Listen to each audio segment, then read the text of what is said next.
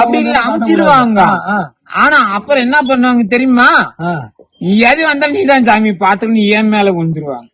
அழுவு சொல்ல ஏன் மேல குறை, சொந்த சுமார சொல்ல எனக்கு கோப்படுறதே இல்ல. கேட்டு பாரு ஐயா, உங்களுக்கு வருமானம் வந்ததுக்கு அப்புறம் எப்படி இருக்கு? மக்கள் எல்லாம் வந்து துட்டு கொடுப்பாங்களா, எப்படி சாப்பாடு கொடுக்குறாங்க?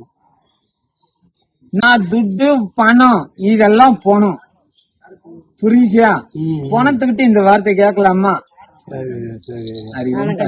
வெற்றியை உண்டாகட்டும். போய் சாமி கும்பிட்டப்போ இந்த வா, சும்மா சுத்தாதீங்க, வா மேல போயிட்டு வியாபாரம் பண்ணி கொடுக்குறாரு ஐயா. சரி,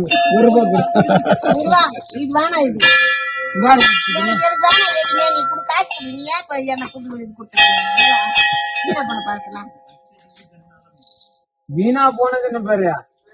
இப்போ அந்த காசு எடுத்து என்ன பண்ண போற? சரியாச்சா?